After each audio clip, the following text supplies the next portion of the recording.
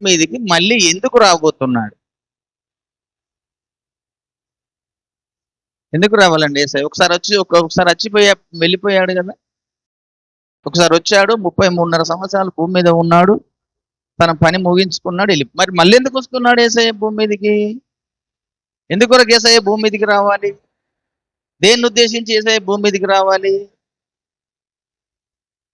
ఇప్పుడు అందరూ సార్వత్రిక సంఘం అంతా ఎదురు చూసేది దేని కొరకు? యేసయ్య రాకడ కొరకే కదండి.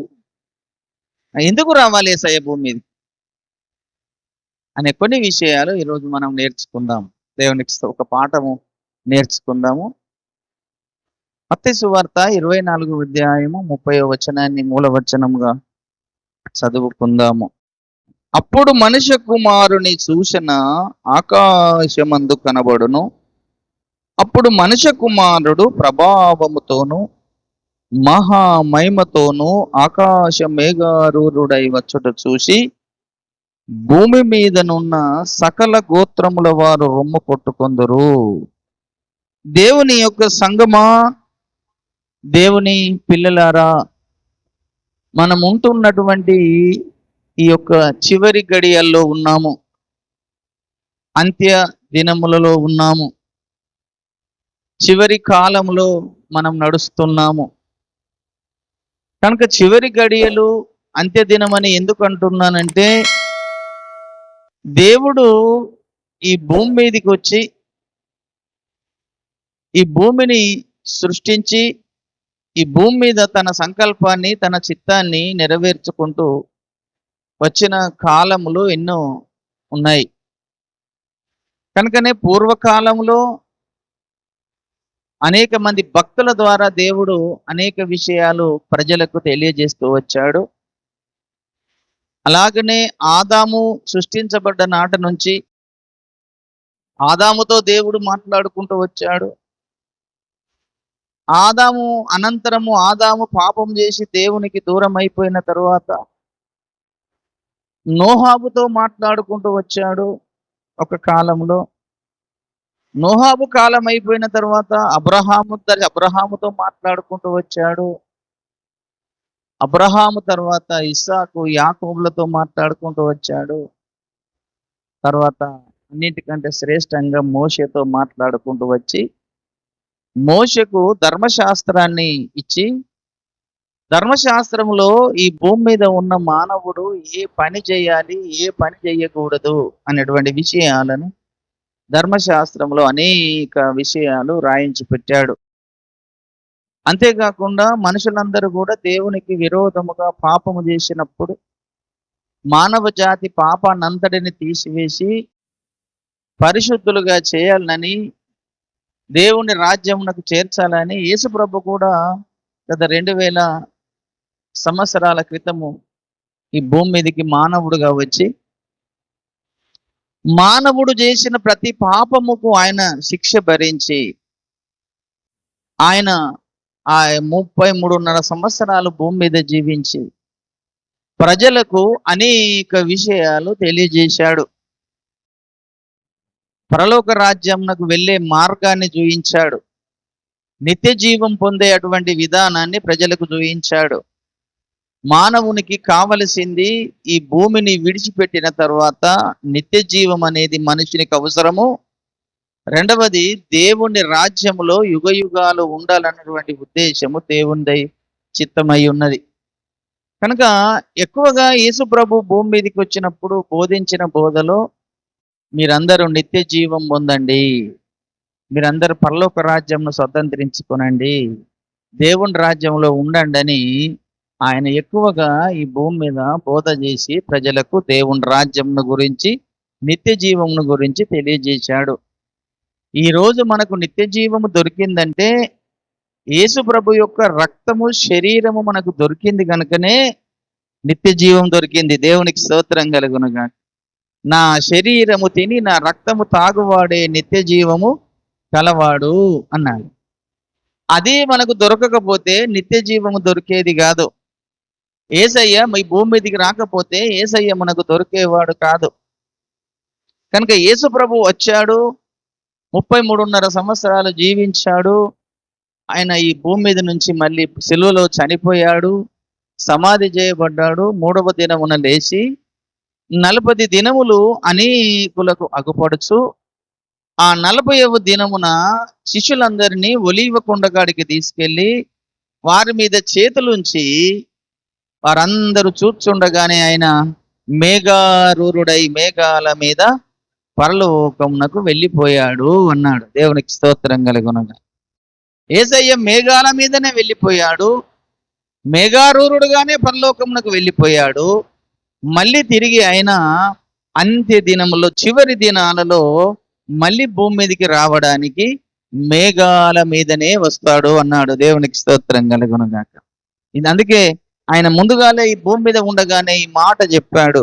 మనం చదువుకున్న వచన భాగములో, అప్పుడు మనుష్య కుమారుని సూచన ఆకాశమందు కనబడును, అప్పుడు మనుష్య కుమారుడు ప్రభావముతోను మహామహిమతోను ఆకాశ మేఘారూరుడై వచ్చుట చూసి భూమి మీద ఉన్న సకల గోత్రముల వారు రొమ్ము కొట్టుకొందురు అన్నాడు.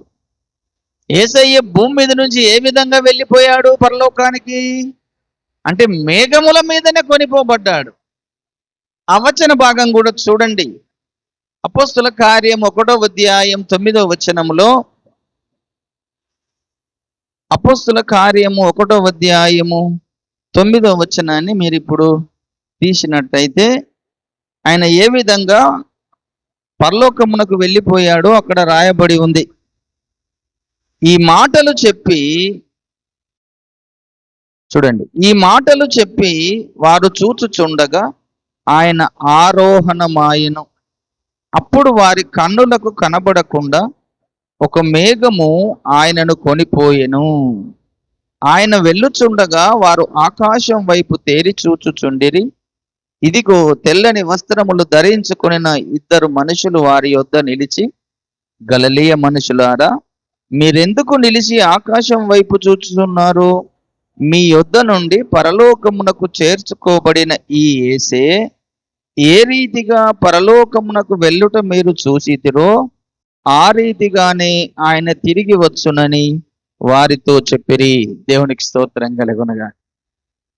మీ మధ్య నుండి ఈ యేసు ప్రభు ఏ రీతిగా పరలోకమునకు మేఘాల మీద మీరు పోవుట చూస్తున్నారో మళ్ళీ తిరిగి ఆయన మేఘాల మీదనే వస్తాడు అన్నాడు. ఎందుకు ఈ మాట పలికాడు అనంటే, నేనే యేసుని అని చెప్పుకునేవారు ఈ భూమి మీద అనేకులు అబద్ధ క్రీస్తులు వస్తారు గనక, ఈ అబద్ధ క్రీస్తులు అనేది భూమి మీద నుంచి వస్తారు కనుక మీరు ఆ మాట వాని నమ్మకండి అని మీరు గుర్తుంచుకోవాలి. అనేక మంది అబద్ధ క్రీస్తులు యేసయ్యకు రాకడ ముందు వస్తారు. వారు ఎక్కడి నుంచి వస్తారు? ఈ భూమి మీద నుంచే వస్తారు. ఆ మాట కూడా మత్తయి సువార్త 24వ అధ్యాయంలో 24వ వచనం ఇప్పుడు మనం చదువుకున్నాం కదా, చూడండి. ఆ మాట కూడా మీ దృష్టిలో పెట్టుకోవడానికి ఆ విషయాన్ని మీకు గుర్తు చేస్తున్నాను. 24 అబద్ధపు క్రీస్తులను అబద్ధపు ప్రవక్తలు వచ్చి సాధ్యమైతే ఏర్పరచబడిన వారిని సైతము మోసపరచుటకై గొప్ప సూచక క్రియలను మహత్కార్యములను కనపరచెదరు అన్నాడు. అబద్ధపు క్రీస్తులు వస్తారు, అబద్ధపు ప్రవక్తలు వస్తారు. ఎక్కడి నుంచి వస్తారు? వీరు ఈ భూమి మీద నుంచే వస్తారు. కనుక యేసయ్య భూమి మీద నుంచి రాడు.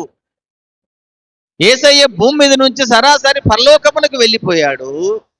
మళ్ళీ ఆయన మేఘముల మీద కొనిపోబడ్డాడు. మేఘముల మీదనే మళ్ళీ ఆయన భూమి మీదకి రాబోతున్నాడు. ఆ మేఘముల మీద మేఘారూరుడై వస్తున్న సందర్భంలో ఈ భూమి మీద ఉన్న మానవ జాతి అందరికీ కనబడతాడట. ఆయన ప్రతి గోత్రపు వారు చూస్తారు.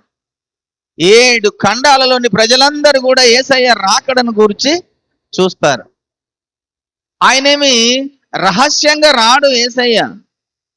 ఆయన అందరూ చూస్తుండగా బహిరంగంగానే వెళ్ళాడు పరలోకమునకు. మళ్ళీ తిరిగి ఆయన బహిరంగంగానే అందరికి కనపడే విధంగానే ఆ మేఘారూరుడై యేసయ్య భూమి మీదకి వస్తాడు. అప్పుడు భూమి మీద ఉన్న సకల గోత్రముల ప్రజలందరూ కూడా చూస్తారు. అసలు ఎందుకు మళ్ళీ రాబోతున్నాడు యేసు ప్రభు? ఎందుకోసం రాబోతున్నాడు? ఒకప్పుడు వచ్చాడు, శరీరధారిగా వచ్చాడు, తన పని ముగించుకున్నాడు, వెళ్ళిపోయాడు. మరి ఇప్పుడు ఎందుకు యేసయ్య భూమి మీదకి రాబోతున్నాడు అనేది ఒక 5 విషయాలు చెప్పి ముగిస్తాను కదండి. ఎందుకు యేసయ్య రాబోతున్నాడు? ఒక 5 విషయాలు నేర్చుకుందాం, పాఠం నేర్చుకుందాం. ఒకప్పుడు యేసు ప్రభు వచ్చినది పాపుల కొరకు వచ్చాడు. యేసు ప్రభు 2000 సంవత్సరాల క్రితం వచ్చినప్పుడు కాలం ఎందుకోసం వచ్చాడు అయ్యానంటే పాపుల కొరకు వచ్చాడు. ఇప్పుడు ఎందుకు వస్తున్నాడంటే నీతిమంతుల కొరకు వస్తున్నాడు. రాసుకోండి అవసరమైతే. దేవునికి స్తోత్రం కలుగును. యేసయ్య ఇప్పుడు నీతిమంతుల కొరకు రాబోతున్నాడు. చూడండి, ఆయన చెప్పిన మాటనే మనం, యేసయ్య చెప్పిన మాటనే మనం గుర్తు చేసుకుందాం. మత్తయి సువార్త 9వ అధ్యాయం 13వ వచనంలో ఆయనే ఆ మాట చెప్పాడు. చూడండి, మత్తయి సువార్త 9వ అధ్యాయము 13వ వచనంలో యేసు ప్రభు ఈ లోకములో ఉండగా ఈ మాట చెప్పాడు. అయితే నేను పాపులను పిలువ వచ్చితిని గాని నీతిమంతులను పిలువ రాలేదు అన్నాడు. కనుక కనికరమునే కోరుచున్నాను గాని బలిని కోరువాడను కాను. ఆయన అప్పుడు వచ్చిన మాట ఎందుకు? నేను పాపుల కొరకే వచ్చాను మొదటిసారిగా, నీతిమంతుల కొరకు రాలేదు అన్నాడు అప్పుడు ఆయన. ఇప్పుడు ఆయన వస్తున్నది మాత్రము నీతిమంతుల కొరకు వస్తున్నాడు. దేవునికి స్తోత్రం కలుగును. ఆ భూమి మీద ఉన్నటువంటి తన ప్రజలు నీతిమంతులు ఎంతమంది ఉన్నారో వారందరినీ ఆయనకు గుంపుగా పోగు చేయడం కొరకు తన దూతలను ముందుగానే పంపుతున్నాడట. తన దూతలు వచ్చి ఆ యొక్క నీతిమంతులందరినీ ఒక గుంపు తయారు చేస్తాడు. నీతిమంతుల కొరకు యేసయ్య భూమి మీదికి రాబోతున్నాడు. మొదటి కారణం గుర్తుంచుకోనండి. ఇప్పుడు చదువుకున్న మూల వచనంలోనే ఆ కింది వచనం 31 చదువుతున్నాను చూడండి.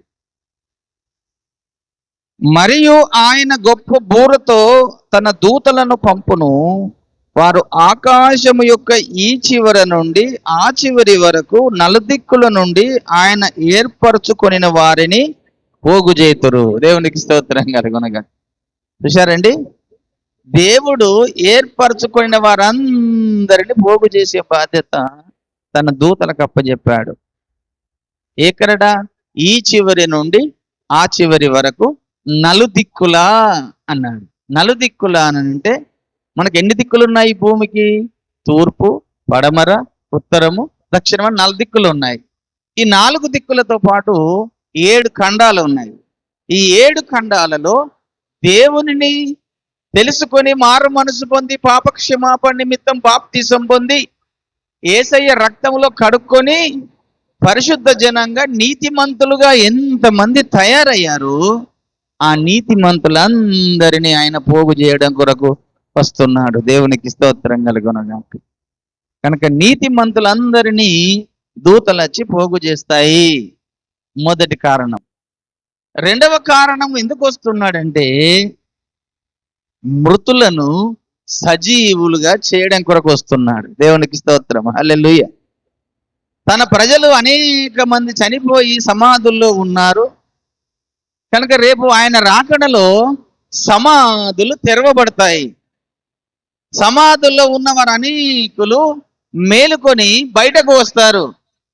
అందరినీ బ్రతికించడం కొరకు యేసు ప్రభు ఈ లోకానికి వస్తున్నాడు. కనుక సమాధులలో ఉన్నటువంటి వారందరినీ బ్రతికించడం కొరకు యేసయ్య వస్తున్నాడు. ఇది రెండవ కారణం, గుర్తుంచుకోనండి. దానికి సంబంధించిన వచ్చిన భాగములు చాలా పరిశుద్ధ గ్రంథంలో ఉన్నాయి. చూడండి, దానియేలు గ్రంథం 12:2 మొదట చూద్దాం. దానియేలు గ్రంథము 12వ అధ్యాయము 2వ వచనాన్ని మనం చూసినట్టయితే, అందరు కూడా తీయండి. దానియేలు గ్రంథము 2వ అధ్యాయము 12వ అధ్యాయం 2వ వచనం. మరియు సమాధులలో నిద్రించు అనేకులు మేలుకొనెదరు. కొందరు నిత్య జీవము అనుభవించుటకును, కొందరు నిందల పాలగుటకును, నిత్యముగా ఏయులగుటకును మేలుకొందురు అన్నాడు. సమాధులలో నిద్రించు వారు అనేకులు అంటే అర్థం ఏంటిది? చనిపోయిన వారందరినీ బ్రతికించడం కొరకు యేసయ్య వస్తున్నాడు. ఎవరు బ్రతుకుతారు ఆయన వస్తున్నప్పుడు? ఆయన వారు మాత్రమే బ్రతుకుతారు. మళ్ళీ ఇంకా యేసయ్యను అంగీకరించి చనిపోయిన ప్రతివాడు బ్రతుకుతాడు. మొదటి పునరుత్థానము చెందించడం కొరకు వస్తున్నాడు. ఈ యొక్క పరిశుద్ధ గ్రంథములో 2 రకాల పునరుత్థానాలు ఉన్నాయి. ఒకటేమో నీతిమంతుల పునరుత్థానం ఉన్నది, ఒకటేమో పాపుల పునరుత్థానం ఉన్నది. కనుక నీతిమంతులు ఎవరయ్యానంటే యేసయ్యను అంగీకరించి మారు మనసు పొంది యేసయ్య రక్తములో కడుక్కొని శుద్ధి చేసుకున్న వారు దేవుని పిల్లలనే మొదటి నీతిమంతుల పునరుత్థానం. కనుక నీతిమంతుల పునరుత్థానము జరిగించడం కొరకు యేసయ్య వస్తున్నాడు. మొదటి కొరింథీ పత్రిక 15వ అధ్యాయము తీయండి. కొరింథీలకు రాసిన మొదటి పత్రిక 15వ అధ్యాయము. అందరు తీశారండి? 22-23 వచనం చదువుచున్నాను. ఆదామునందు అందరూ ఎలాగు మృతి పొందిరో అలాగుననే క్రీస్తునందు అందరూ బ్రతికింపబడుదురు. ప్రతి వాడును తన తన వరసలోనే బ్రతికింపబడును. ప్రథమ ఫలము క్రీస్తు, తర్వాత క్రీస్తు వచ్చినప్పుడు ఆయన వారు బ్రతికింపబడుదురు. దేవునికి స్తోత్రం కలుగునగా. క్రీస్తు వచ్చినప్పుడు ఎవరు బ్రతుకుతారట? క్రీస్తుని అంగీకరించి చనిపోయిన వారందరూ కూడా బ్రతుకుతారు. క్రీస్తు వారే కదా ఇప్పుడు మనం ఎవరని చెప్పుకుంటున్నాము? క్రీస్తు వారము. మేము దేవుని ప్రజలము, దేవుని బిడ్డలమని చెప్పుకునే మనమందరం కూడా ఆయన రాకడలో బ్రతికించడం కొరకు వస్తున్నాడు. ప్రకటన గ్రంథము 20వ అధ్యాయము, అది కూడా తీయండి. ప్రకటన గ్రంథము 20వ అధ్యాయము 5వ వచనంలో 4-5 చదువుచున్నాను. అంతట సింహాసనములను చూచి తిని వాటి మీద ఆసీనులై ఉండు వారికి విమర్శ చేయుటకు అధికారం ఇయ్యబడెను. మరియు క్రూరమృగమునకైనను దాని ప్రతిమకైనను నమస్కారము చేయక తమ నొసళ్ళ యందు గాని చేతుల యందు గాని ముద్ర వేయించుకొనని వారిని యేసు విషయమై తామిచ్చిన సాక్ష్యము నిమిత్తము దేవుని వాక్యము నిమిత్తము చిరచ్ఛేదనము చేయబడిన వారి ఆత్మలను చూసి తిని వారు బ్రతికిన వారై క్రీస్తు 1000 సంవత్సరములు క్రీస్తుతో కూడా రాజ్యము చేసిరి. ఈ 1000 సంవత్సరములు గడుచు వరకు కడమ మృతులు బ్రతకలేదు. ఇది మొదటి పునరుత్థానము. ఈ మొదటి పునరుత్థానమున పాలుగల వారు ధన్యులను పరిశుద్ధులునై ఉందురు. ఇట్టి వారి మీద రెండవ మరణమునకు అధికారము లేదు. మొదటి పునరుత్థానం ఎవరికై అంటే పరిశుద్ధులకు, నీతిమంతులకు, యేసయ్య పిల్లలకే మొదటి పునరుత్థానము, నీతిమంతుల పునరుత్థానము. మనం బ్రతికి ఉన్న వారము మార్పు చెంది ఆయన ఎదుర్కోబోతాము. సమాధులలో నిద్రించు వారు అనేకులు కూడా మేలుకొని సమాధుల్లో నుంచి సమాధులు తెరవబడి అందరు బయటకు వస్తారు. ఇప్పుడు చనిపోయిన వారు అందరు ఉన్నారు కదా, యేసయ్యని అంగీకరించి చనిపోయిన అందరూ సమాధుల్లో ఉన్నారు కదా. ఆ సమాధులన్నీ కూడా తెరవబడతాయి. దేవునికి స్తోత్రం కలుగునగాక. సమాధిలో నిద్రించిన వారు అనేకులు మేలుకుంటారట.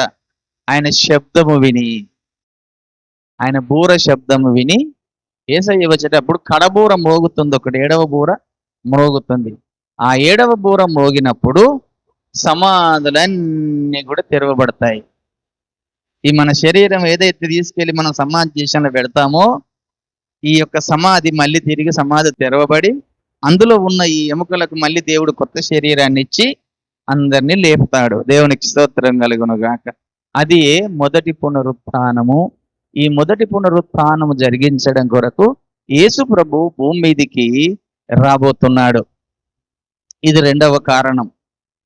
మూడవ కారణము, యేసుప్రభు ఎందుకొరకు భూమి మీదకి రాబోతున్నాడంటే ఈ భూమి మీద ఇంతవరకు మనుషులను పాపములో పడేసి నరకానికి తీసుకెళ్లే వాడు ఒకడు ఉన్నాడు కదా, అపవాది. ఈ అపవాదిని, వాని కుమారుణ్ణి, అబద్ధ ప్రవక్తను పట్టి బంధించడం కొరకు యేసు ప్రభు రాబోతున్నాడు. దేవునికి స్తోత్రం కలుగునుగా. ఎవరెవరిని పట్టి బంధించ రాబోతున్నాడు? అబద్ధ క్రీస్తును, అబద్ధ ప్రవక్తను, అపవాదిని, ముగ్గురిని పట్టి బంధించి అగ్ని గంధకములుగా గుండములో వేయడం కొరకై యేసు ప్రభు భూమి మీదికి రాబోతున్నాడు. ఈ వచన భాగం కూడా చూడండి. ప్రకటన గ్రంథం 19వ అధ్యాయము 20వ వచనము. ప్రకటన 19:20లో ఆ మాట రాయబడ్డది. అప్పుడు ఆ మృగమును దాని ఎదుట సూచక క్రియలు చేసి దాని ముద్రను వేయించుకొనిన వారిని, ఆ మృగపు ప్రతిమకు నమస్కరించిన వారిని మోసపరిచిన ఆ అబద్ధ ప్రవక్తయు పట్టబడి వారిద్దరూ అగ్ని గంధములతో మండు గుండములో ప్రాణంతోనే వేయబడిరి అన్నాడు. ఇక్కడ క్రూర మృగము అనగా అబద్ధ క్రీస్తు, వానికి సహకారిగా ఉన్నది అబద్ధ ప్రవక్త. వీరిద్దరు వచ్చి 3.5 సంవత్సరాలు ప్రపంచం అధికారం చేసి దేవుని పిల్లలందరినీ మళ్ళీ పాపము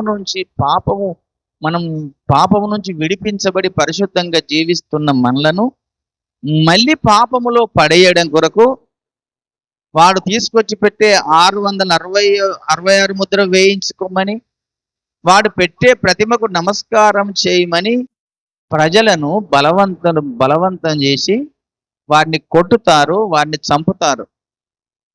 కనుక మీరు ఆ దేవుని పిల్లలని బలవంత పెట్టి వాని ముద్ర వేయించుకోవడానికి, వాడు పెట్టిన ప్రతిమకు నమస్కారము చేయమని బలవంతం చేస్తూ దేవుని పిల్లలని హింస చేస్తుంటే అప్పుడు ప్రభువు చూసి, నా పిల్లలను నువ్వు బలవంతంగా నరకానికి తీసుకెళ్తున్నావని వాని భూమి మీద లేకుండా చేయడం కొరకు వానిని ఆ అగ్ని గంధకముల గుండములో వేయడానికి కొరకు యేసయ్య ఈ భూమి మీదకి వచ్చి వానిని, అబద్ధ క్రీస్తును, అబద్ధ ప్రవక్తను పట్టి అగ్ని గంధకముల గుండములో ప్రాణంతోనే వేయడం కొరకు యేసయ్య రాబోతున్నాడు. దేవునికి స్తోత్రం కలుగునుగా. కనుక యేసు ప్రభు రావడానికి ముఖ్య కారణాలు ఇవి, ఎందుకు వస్తున్నాడు అనేది. అందుకనే లేఖనాల్లో ముందే దేవుడు రాయించి పెట్టాడు. మొదటిసారి వచ్చేటప్పుడు లేఖనాల్లో అనేక విషయాలు రాసి పెట్టాడు. రెండవసారి రాబోతున్నప్పుడు కూడా ముందుగానే లేఖనాల్లో యేసయ్య రాయించి పెట్టాడు. మొదటి తెస్సలోనిక పత్రిక ఒకసారి చూడండి, 2వ అధ్యాయము. తెస్సలోనిక రాసిన 2వ పత్రిక 2వ అధ్యాయంలో వాణ్ణి ఏ విధంగా పట్టి పోతున్నాడో చూడండి.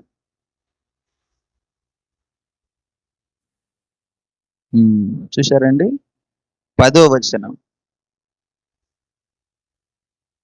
లేక 9 నుంచి చదువుతున్నాను. నశించుచున్న వారు తాము రక్షింపబడుటకై సత్య విషయమైన ప్రేమను అవలంబింపక పోయిరి గనుక వారి రాక అబద్ధ విషయమైన సమస్త బలముతోనూ నానా విధములైన సూచక క్రియలతోనూ మహత్కార్యములతోనూ దుర్నీతి పుట్టించు సమస్త మోసముతోనూ నశించుచున్న వారిలో సాతాను కనపరచు బలమును అనుసరించి ఉండును.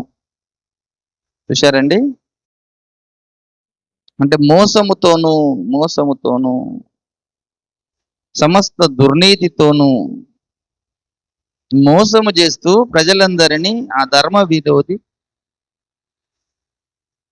ఇలా చేస్తున్నప్పుడు యేసయ్య వచ్చి ఆ మోసము నుంచి విడిపించి తన ప్రజలను కాపాడుకున్న కొరకు ఆయన వస్తాడు.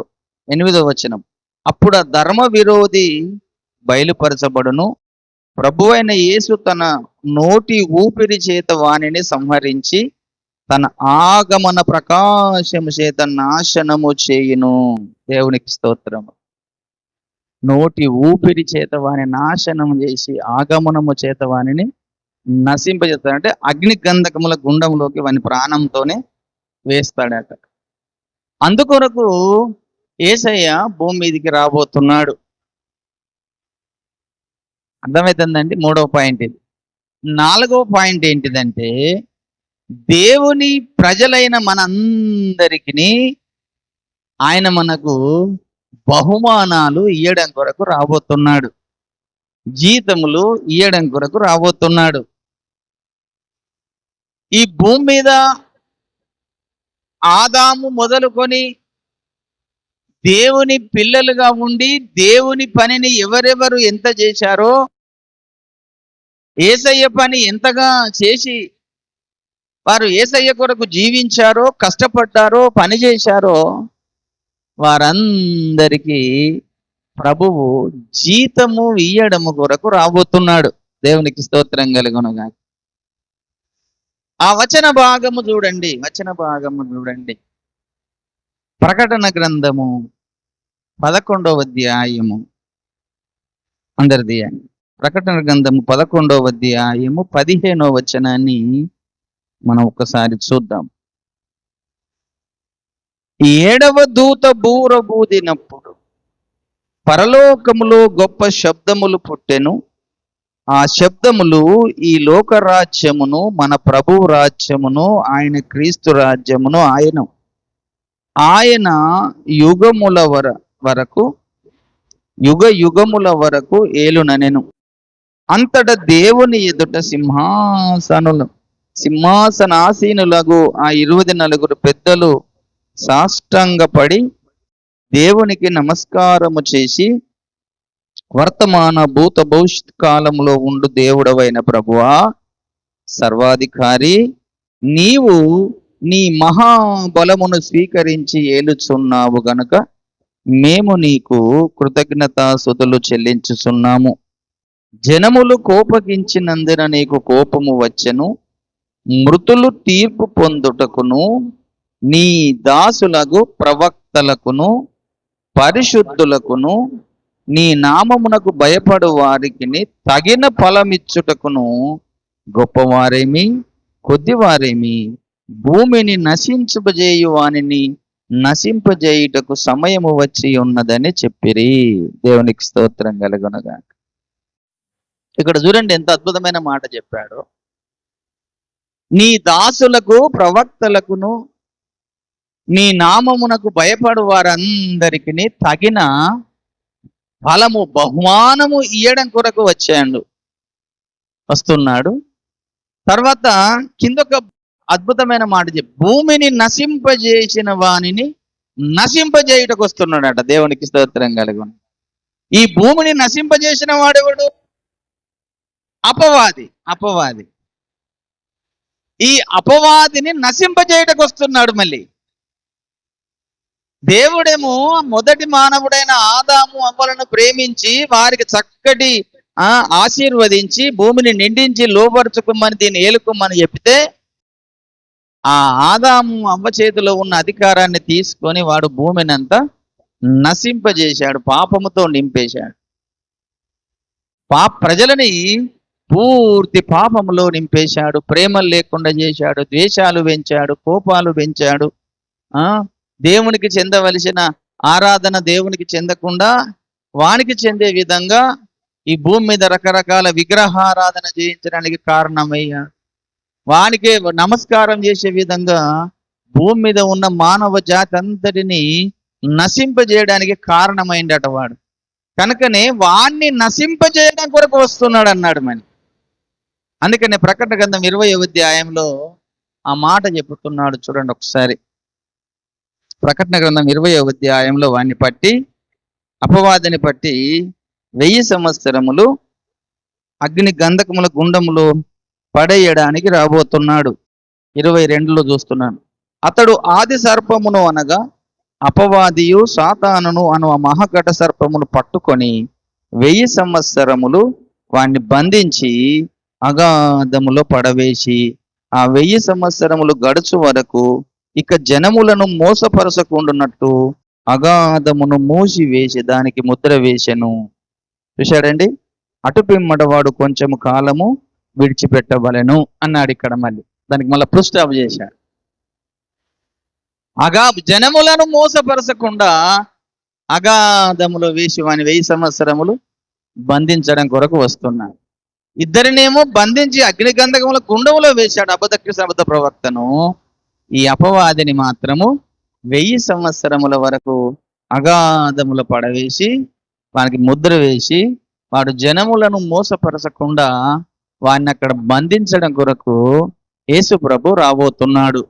దీంతో పాటు తన ప్రజలైన తన పిల్లలకు, మనకు, తన నామానికి భయపడే వారందరికీ చక్కటి బహుమానాలు తీసుకొని రాబోతున్నాడు. ఆయన దగ్గర జీతం ఉన్నది. యేసయ్య దగ్గర జీతం పట్టుకొని వస్తున్నాడు, తన పిల్లలకు ఇయ్యాలని, తన ప్రజలకు ఇయ్యాలని. అప్పుడు కనబడుతుంది ఆయన దగ్గర మీరు ఎంతెంత జీతం తీసుకుంటారో, మీరు ఎంతెంత జీతము దేవుని దగ్గర తీసుకుంటారో అప్పుడు కనబడుతుంది మీరు జీతం తీసుకుంటప్పుడు.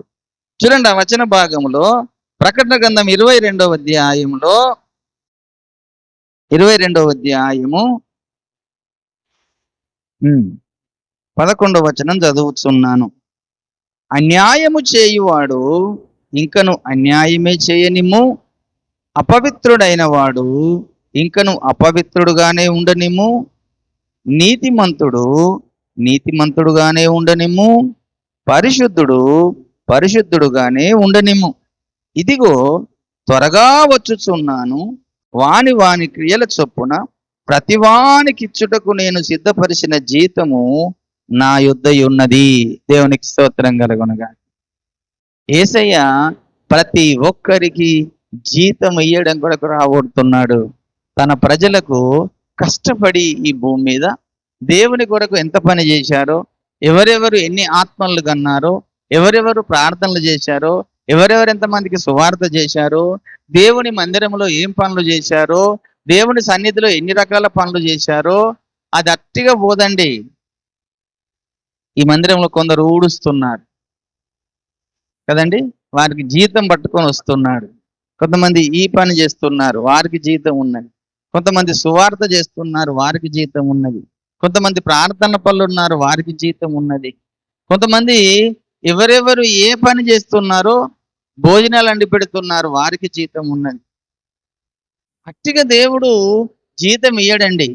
నువ్వు దేవుని మందిరములో, దేవుని సన్నిధిలో, దేవుని కొరకు నువ్వు ఎంత పని చేస్తావో నీ పనికి తగ్గట్టు జీతము యేసయ్య పట్టుకొని రాబోతున్నాడు.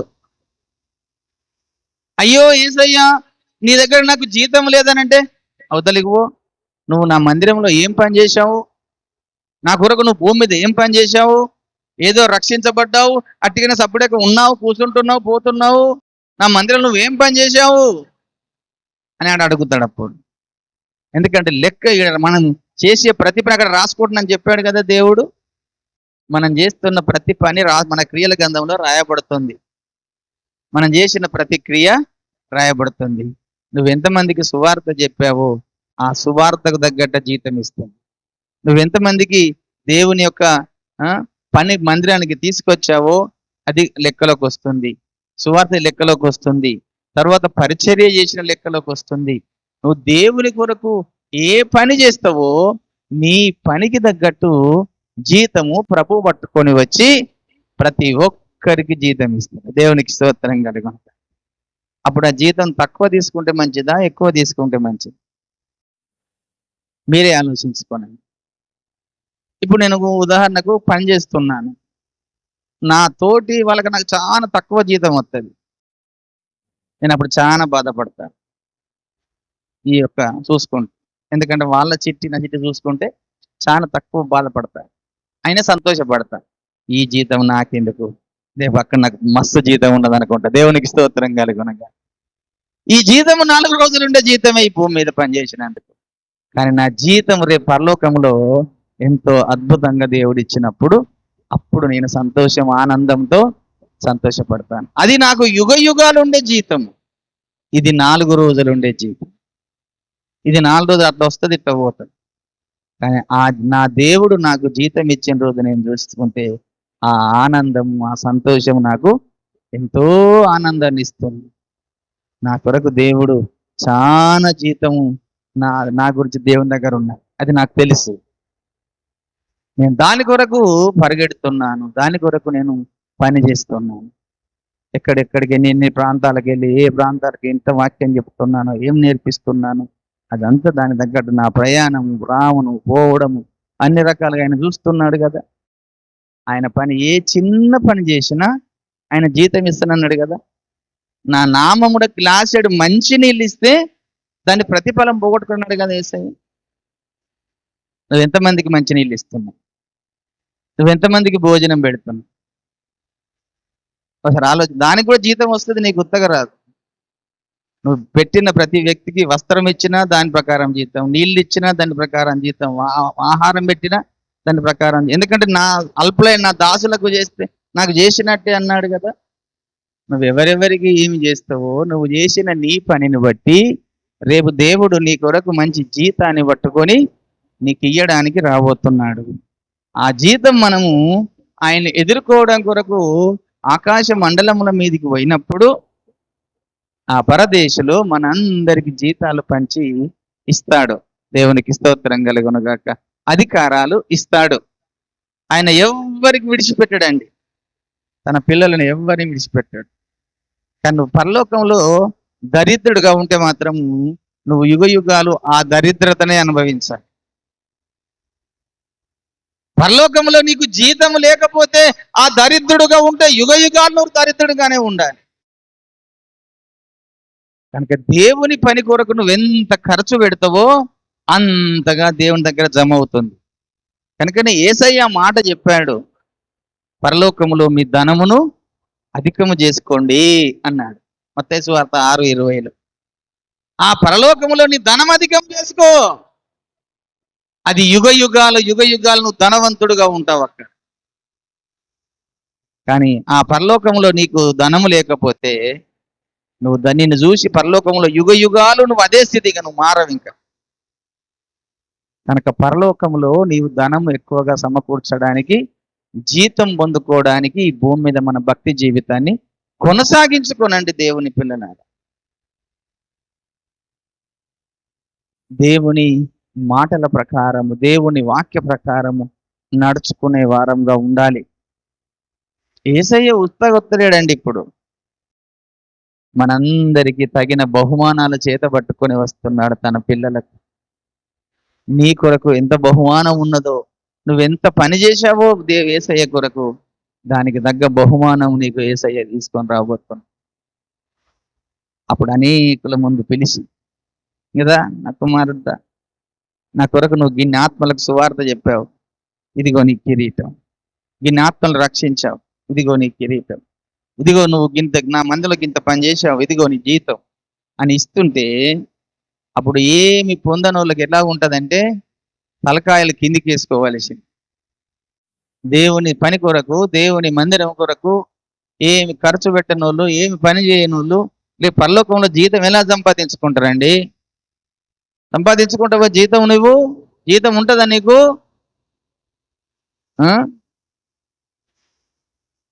దాసునికి, సేవకునికి, గ్లాసుడు మంచినీళ్ళు ఇయ్యని వాళ్ళకి ఏం జీతం ఉంటుంది పరలోకం? ఇంత భోజనం పెట్టిన వాళ్ళకి ఏం జీతం ఉంటుంది పరలోకం? ఉంటుందా అండి?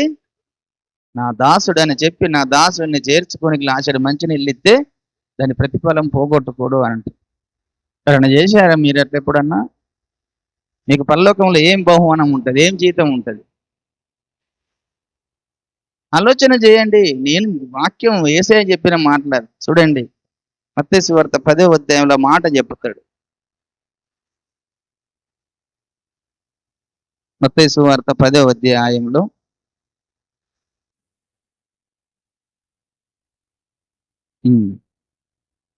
40వ వచనం, మిమ్మును చేర్చుకున్నవాడు నన్ను చేర్చుకొనును, నన్ను చేర్చుకున్నవాడు నన్ను పంపిన వానిని చేర్చుకొనును, ప్రవక్త అని ప్రవక్తను చేర్చుకున్నవాడు ప్రవక్త ఫలము పొందును, నీతిమంతుడని నీతిమంతుని చేర్చుకున్నవాడు నీతిమంతుని ఫలము పొందును.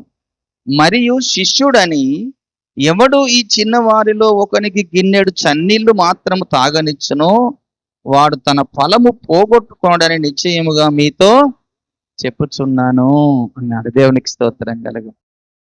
గ్లాసుడు మంచినీళ్ళు ఎవరికన్నా ఇచ్చావా నువ్వు నీ చేతులతోని? ఎప్పుడైనా ఇంత అన్నం పెట్టావా నీ చేతులతోని ఎవరికన్నా?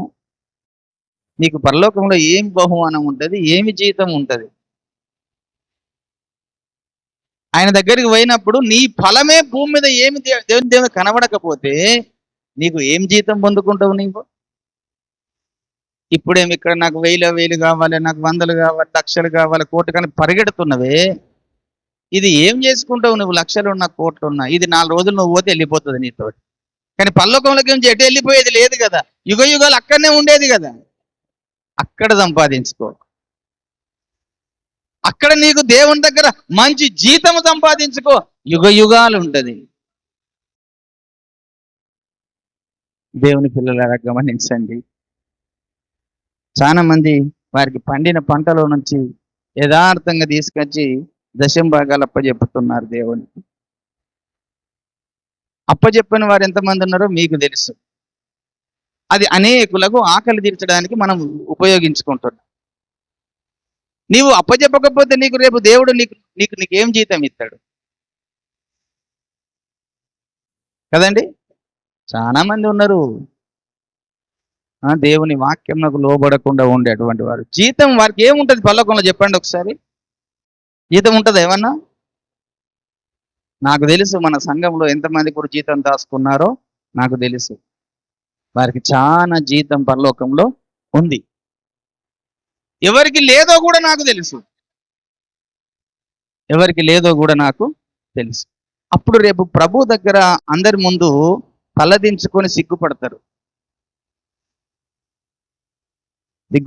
ఆ సిగ్గుపడచి తెచ్చుకోకండి దయచేసి.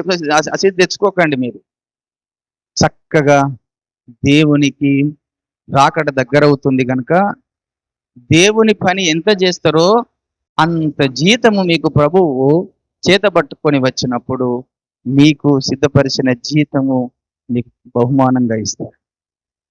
దాన్ని పొందుకోవడం కొరకు నీ భక్తి జీవితంలో కొనసాగించుకోనండి. ఇంత పరిస్థితి ఇన్ని సంవత్సరాల పొండి మీతో సేవ చేస్తున్నాను కదా, వచ్చి ఎప్పుడైనా మీరు ఇంత భోజనం తీసుకొచ్చి పెట్టారా? రేపు అడగడా దేవుడు? నా దాసుడు ఇంత ప్రయాసపడి వస్తున్నాడు మీ కొరకు, మీకు ఇంత వాక్యాన్ని బోధిస్తున్నాడు, మరి నా దాసుని ఆకలి ఎవరు మీరు చూసే బాధ్యత మీకు లేదా? పట్టించుకునే బాధ్యత మీకు లేదా? నేనేమంత దూరం నుంచి మీ కొరకు ప్రయాసపడి అయ్యో నా పిల్లలు ఏమైపోతారని వచ్చినప్పుడు మీరు ఏం చేస్తున్నారు? దేవుడు అడగడా మిమ్మల్ని? దేవుడు తప్పకుండా అడుగుతాడు. విడిచిపెట్టాడు, ఎవరిని కూడా విడిచిపెట్టాడు. అప్పుడు నువ్వు తల దించుకొని ఉండాలి ప్రభువు దగ్గర. కనుక దేవుని పిల్లలారా, దేవుని సంగమా, యేసయ్య రేపు రాబోతుండేది నీకు జీతం పట్టుకొని రాబోతున్నాడు. నువ్వు చేసిన ప్రతి పనికి రేపు జీతము ప్రభు దగ్గర ఉంది. నాకు తెలుసు కమలమ్మకు మంచి జీతం ఉన్నది. ఆమె ఎన్నో ఆత్మలకు సువార్త చెప్పి సంఘం నడిపించి. శ్యామలక్కకు మంచి జీతం ఉంది. ఆమె చాలా కష్టపడి ఈ పరిచర్య ఆరంభమైన కానుంచి ఎంతో పని చేసింది. నాకు పని చేసిన వారు తెలుసు, పని చేయని వారు తెలుసు. ఆ పని చేసేవారు కూడా సక్రమంగా పని చేయకుండా అక్రమంగా పని చేసిన వారు కూడా తెలుసు. కనుక ఏది ఏమైనప్పటికీ నేను ఉపవాసం ఉన్నప్పుడు అమ్మ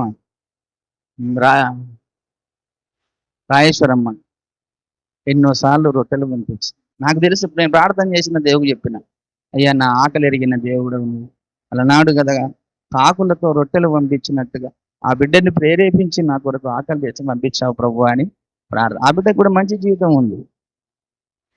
నాకు తెలుసు ఎవరెవరు నాకు ఏం చేశారో తెలుసు. అదంతా కూడా దేవుడు ఎక్కడో రాసుకున్నారు. కనుక మీ కొరకు దేవుడు రేపు జీతం ఇచ్చేటప్పుడు మీరు తల దించుకునేటట్టు ఉండకండి. అక్కడ తలెత్తుకునే విధంగా ఉండండి. జీతం బహుమానం సంపాదించుకునే విధంగా ఉండండి. ఆ జీతము మీరు పొందుకుంటే అది యుగయుగాలు, దేవుని రాజ్యంలో మనం యుగయుగాలు ఉంటాం కనుక ఆ యుగయుగాలు మీకుతో పాటు ఆ జీతం ఉంటుంది. దాని కొరకు మీరు సిద్ధపడగలగాలి. ఇది 4వ కారణం. 5వ కారణం చెబుతున్నాను. యేసయ్య ఎందుకు భూమి మీదకి రాబోతున్నాడో. ఈ భూమి మీద 1000 ఏళ్ల పరిపాలన జరిగించడం కొరకు రాబోతున్నాడు. దేవునికి స్తోత్రం కలుగు. 1000 ఏళ్ల నీతి పరిపాలన జరిగించడం కొరకు రాబోతున్నాడు. ఆయన పరిపాలనలో అన్యాయాలు ఉండయి. ఆయన పరిపాలనలో అక్రమాలు ఉండయి. ఆయన పరిపాలనలో మోసాలు ఉండయి. ఇప్పుడు ఉన్నట్టుగా అన్యాయాలు, అక్రమాలు, మోసాలు, లంచాలు, దగలు ఇలా జరుగుతుంది ఇప్పుడు ప్రభుత్వం పరిపాలన విధానం. కానీ రేపు యేసయ్య పరిపాలనలో ఇవన్నీ ఏది కూడా ఉంటాయి. ఆయన పరిపాలనే నీతి ఆయన దేవుడు గనక దేవుని పరిపాలన నీతి పరిపాలన, దేవుని పరిపాలన న్యాయ పరిపాలన, దేవుని పరిపాలన యథార్థమైన పరిపాలన, దేవుని పరిపాలన పరిశుద్ధమైన పరిపాలన. అందులో అన్యాయాలు ఉండయి, అక్రమాలు ఉండయి, మోసాలు ఉండయి, దగలు ఉండయి, ఏది ఉండదు. ఆ పరిపాలన 1000 ఏళ్ల పరిపాలన. ఈ 6000 సంవత్సరాల మానవ జీవిత చరిత్రలో పరిపాలన విధానానికును యేసయ్య 1000 సంవత్సరాల పరిపాలన ఏమిటో ఈ భూమి మీద ఉన్న మానవ జాతి అంతా తెలుసుకోవాలని ఉద్దేశం కొద్దీ ఆయన భూమి మీదకి వచ్చి నీతి పరిపాలన, న్యాయ పరిపాలన జరిగించడం కొరకు 1000 ఏళ్ళు రాజ్య పరిపాలన చేయడం కొరకు వస్తున్నాడు అన్నాడు. దేవునికి స్తోత్రం కలుగునగాక. చూడండి వచన భాగం, ప్రకటన గ్రంథం 21వ అధ్యాయము, అంటే 4 ఎండింగ్ లో ఉంటది. యేసు విషయమై తామిచ్చిన సాక్ష్యము నిమిత్తము దేవుని వాక్యము నిమిత్తము చిరఛేదనము చేయబడిన వారి ఆత్మలను చూసి తిని వారు బ్రతికిన వారై క్రీస్తుతో కూడా రాజ్యము చేసిరి. 1000 సంవత్సరములు క్రీస్తుతో కూడా రాజ్యము చేసిరి. ఆ 1000 సంవత్సరములు గడుచు వరకు కడమ మృతులు బ్రతకలేదు. ఇదియే మొదటి పునరుత్థానము. ఈ మొదటి పునరుత్థానమున పాలుగలవారు ధన్యులు, పరిశుద్ధులనై ఉందురు. ఇట్టి వారి మీద రెండవ మరణమునకు అధికారము లేదు. దేవునికిని క్రీస్తుకును యాజకులై క్రీస్తుతో కూడా 1000 సంవత్సరములు రాజ్యము చేతురు. దేవునికి స్తోత్రం కలుగునుగా. క్రీస్తుతో కూడా 1000 సంవత్సరములు రాజ్య పరిపాలన ఈ భూమి మీద మనము జరిగిస్తాం. దేవునికి స్తోత్రం కలుగునుగాక. అప్పుడు రాజ్యం ఎవరిది? దేవుని బిడ్డలది. దేవుడు యేసయ్య ఎక్కడ ఉంటాడు? యెరూషలేములో కూర్చొని ఉంటాడు. ఆయన సింహాసనం యెరూషలేమునే మీద రాజ్యం మీద కూర్చొని ఈ రాజ్య పరిపాలన భూమి మీద 7 ఖండాలలో ఆయన నీతి పరిపాలన, న్యాయ పరిపాలన జరిగిస్తాడు. కనుక ఈ యెరూషలేముని లేకుండా చేయాలని సాతానుడు ఎన్నో కుయుక్తులు కలిగి ఇప్పుడు యెరూషలేము మీద బాంబులేసి, యెరూషలేము మీద రకరకాలుగా చేసి యెరూషలేమును లేకుండా చేయాలని వాడు ఎన్నో ప్రయత్నాలు చేస్తున్నాడు. కానీ యెరూషలేమును దాని చుట్టూ దేవుని దూతల అగ్నికి నిత్యము దేవుని దూతల కాపుదలగా ఉండి ఆ యెరూషలేముకు ఎలాంటి హాని జరగకుండా తన పట్టణాన్ని తను కాపాడుకుంటాడు. కనుక దేవుని సంగమా, దేవుని పిల్లలారా, చాలా జాగ్రత్త కలిగి ఉండండి. ఈ 5 కారణాలను బట్టి యేసయ్య భూమి మీదికి రాబోతున్నాడు. అతి త్వరలో యేసయ్య భూమి మీదికి వస్తున్నాడు. గనుక ఆ యేసయ్య రాకడ కొరకు నీవు నీతిమంతులుగా ఉండండి. పాపము ఏ మాత్రము అంటుకున్నదా నీకు జాగ్రత్త, నువ్వు విడువబడతావు, దేవుని రాజ్యమునకు వెళ్ళవు. ఎవరైతే నీతిమంతులుగా ఉంటారో, ఎవరైతే పరిశుద్ధులుగా ఉంటారో, ఎవరైతే దేవునికి వాక్య ప్రకారం జీవిస్తారో వారు మాత్రమే దేవునిది యేసయ్య వచ్చినప్పుడు ఆయన ఎదుర్కొనడానికి మనం కూడా ఆకాశ మండలముల మీద, మేఘముల మీద కొనిపోబడతాము. అప్పుడు మళ్ళీ మనము ఆ మధ్యాకాశంలో దేవుని పరదేశంలో దేవుని ఎదుర్కొని ఆయన మనకిచ్చే జీతమును పుచ్చుకొని వచ్చి భూమి మీద క్రీస్తుతో 1000 సంవత్సరములు రాజ్య పరిపాలన జరిగిస్తాము. అందుకొరకే యేసయ్య భూమి మీదకి రెండవసారి రాబోతున్నాడు. ఈ కొద్ది మాటలు దేవుడు దీవించును గాక. ప్రార్థన చేసుకుందాం.